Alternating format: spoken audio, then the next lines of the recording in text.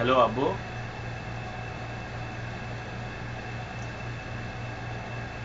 বাবা কেমন আছো বাবা? তোমাকে আমি কতদিন দেখি না বাবা,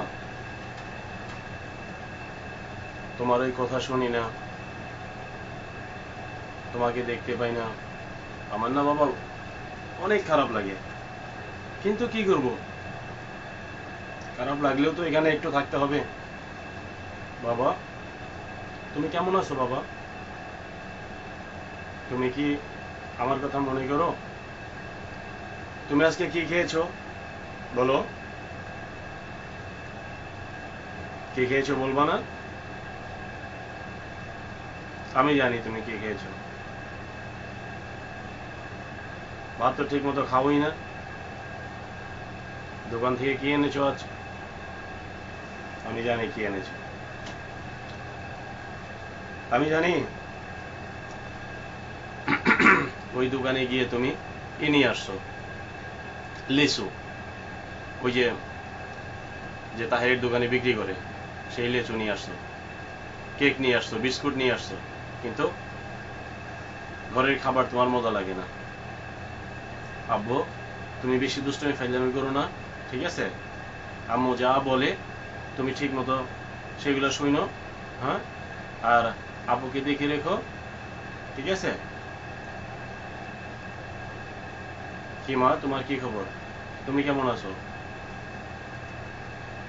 তোমার সাথে তোমার কথা হয় না, তুমি তো টেলিফোনই ধরো না, কিভাবে তোমার সাথে কথা বলবো মা বলো? তোমার পড়াশোনার কি খবর? পড়াশোনা তোমার কেমন চলতেছে? এবার কিন্তু পরীক্ষায় ভালো রেজাল্ট হওয়া চাই, ঠিক আছে?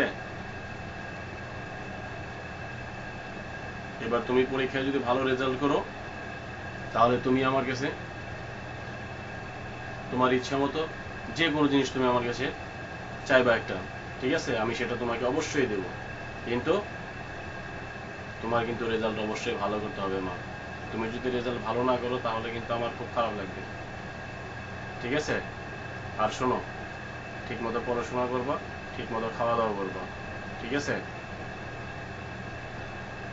আর বাড়িতেই থেকো, এদিক সেদিক বেশি ঘোরাফেরা করো না, ঠিক আছে? সবার সাথে মিলেমিশে থাকবা,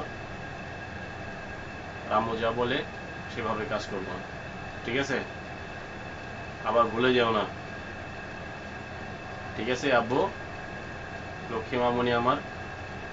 আচ্ছা ওকে, তাহলে আমি এখন রাখি, ঠিক আছে? আবার পরে কথা হবে। ওকে, আল্লাহ হাফেজ, বাই।